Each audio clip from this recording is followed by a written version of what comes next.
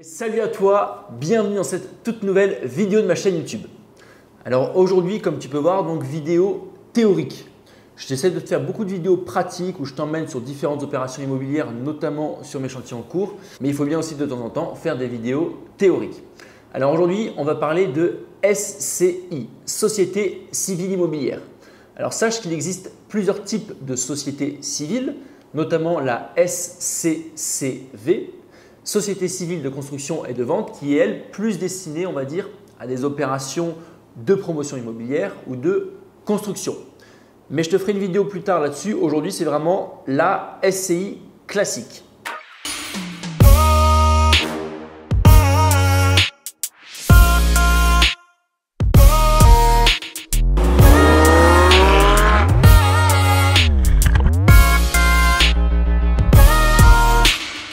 Alors, première chose, qu'est-ce qu'une SCI? Donc, comme je te disais tout à l'heure, une SCI, c'est une société civile immobilière.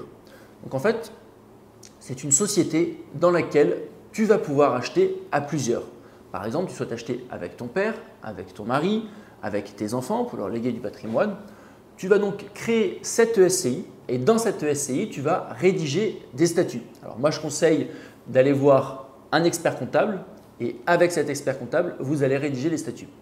Des statuts de SCI, c'est quoi? C'est tout simplement le règlement intérieur de l'association qui est créée au sein même de cette société.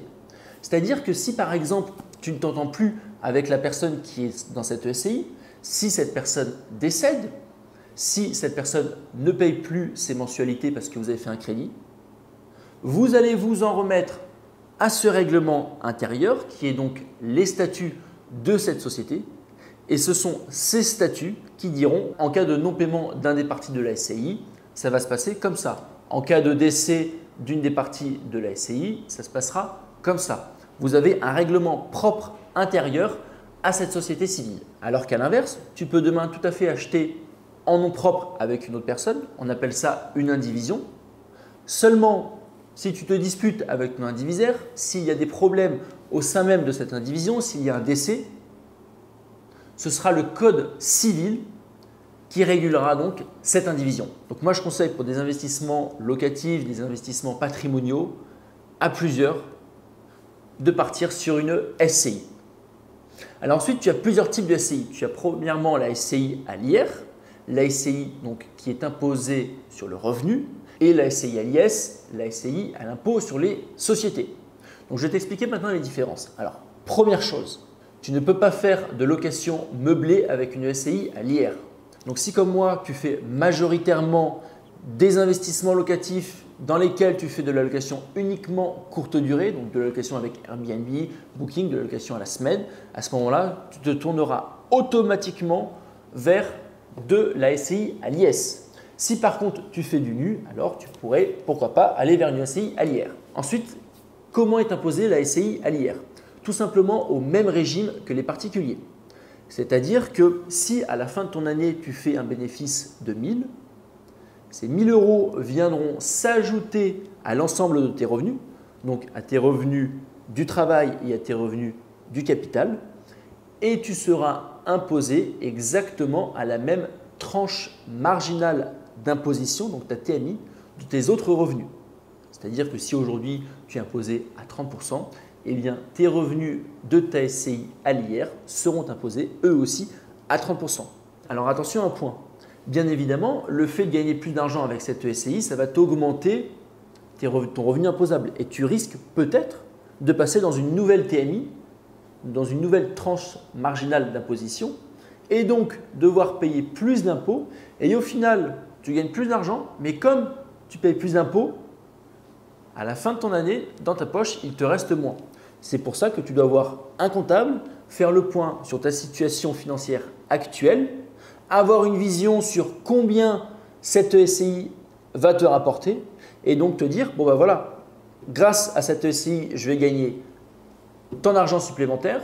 Est-ce que je vais rester dans ma TMI ou est-ce que je ne vais pas passer dans une TMI supérieure? Si c'est le cas, à ce moment-là, il sera plus intéressant de passer dans une SCI à l'IS. Autre chose, dans une SCI à l'IR, tu peux déduire tous les frais liés à la location. C'est-à-dire que si à la fin d'année, tu as gagné 10 000 euros grâce au revenu de cette SCI à l'IR, mais que dans ces 10 000 euros, tu as donc 1 000 euros de taxes foncières, 1 000 euros de frais de gestion, 1 000 euros d'intérêt de crédit, 1 000 euros de frais de ménage, il te restera par exemple uniquement 6 000 euros de bénéfices et tu seras imposé bien évidemment que sur ces 6 000 euros et pas sur l'ensemble. Donc ça, c'est l'imposition pour la SCI à l'IR. Lorsque tu souhaites vendre un bien qui est en SCI à l'IR, tu paieras exactement la même plus-value qu'un particulier. C'est-à-dire que si c'est ta résidence principale, tu es exonéré de plus-value.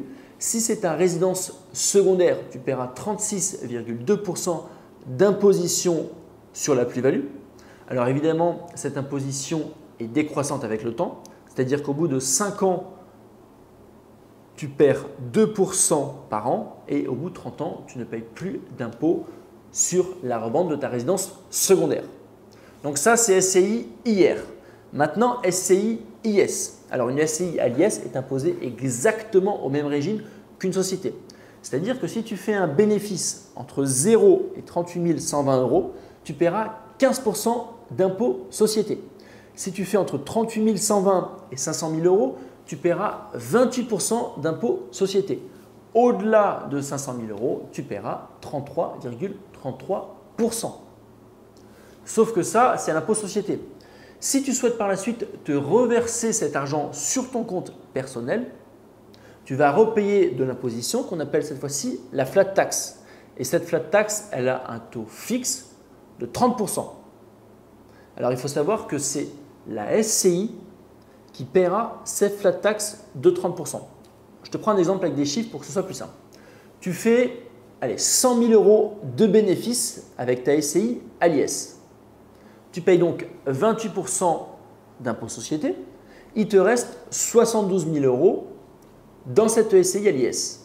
Si tu décides de te verser l'intégralité de ces 72 000 euros sur ton compte personnel, à ce moment-là, la SCI paiera les 30% de flat tax, donc 30% de ces 72 000 euros, et il te restera sur ton compte quelque chose comme 50 000 euros.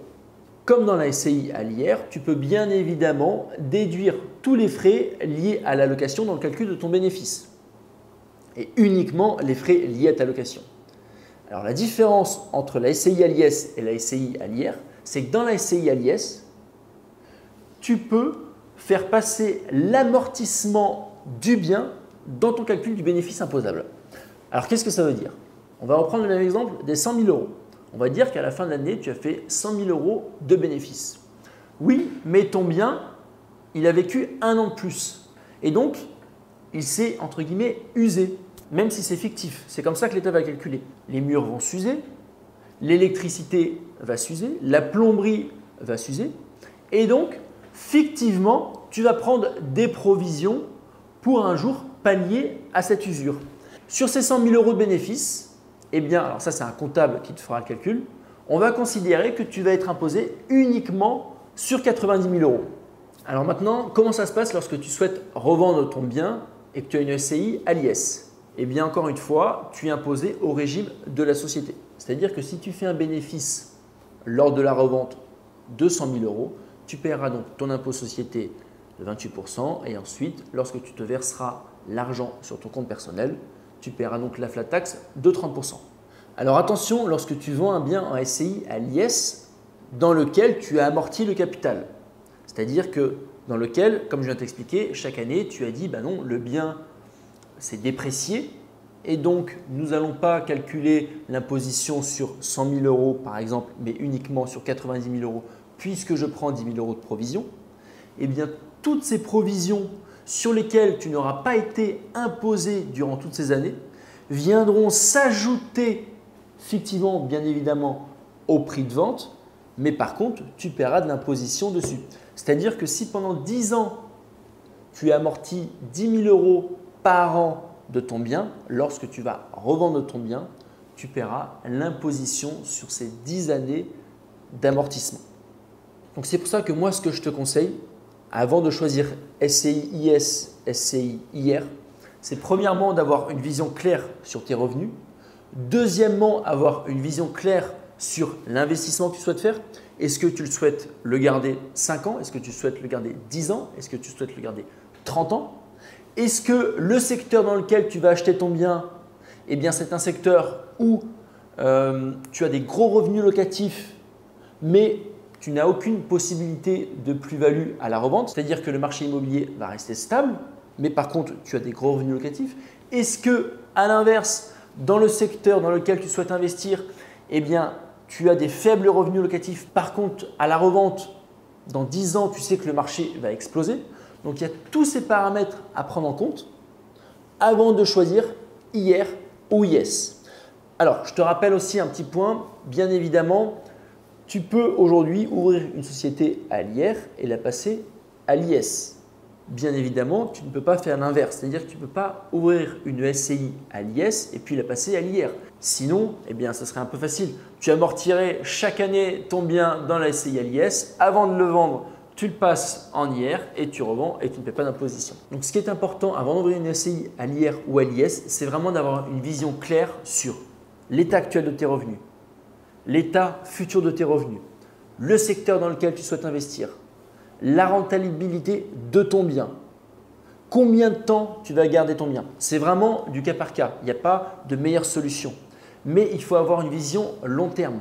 Peut-être qu'aujourd'hui, tu paieras peut-être un peu plus d'impôts en choisissant l'un régime qu'un autre, mais sur 10 ans, eh bien, choisir un autre régime te fera économiser énormément d'impôts. Donc surtout lorsque tu vas voir ton comptable, explique-lui ta vision à long terme, pose les chiffres en te disant voilà, aujourd'hui, combien je paierai si je choisis IR ou IS, dans 10 ans, combien je vais payer et lorsque je vais revendre mon bien, dans 15 ans par exemple, combien je vais payer. Et une fois que tu auras fait ton calcul sur toutes les années durant lesquelles tu souhaites garder ton bien, à ce moment-là, tu te diras ok, je passe sur l'IR ou je passe sur l'IS. J'espère que cette vidéo t'a plu. Je t'ai préparé aussi une série de plusieurs vidéos totalement gratuites où je t'explique tout mon parcours et tous les secrets de l'investissement immobilier.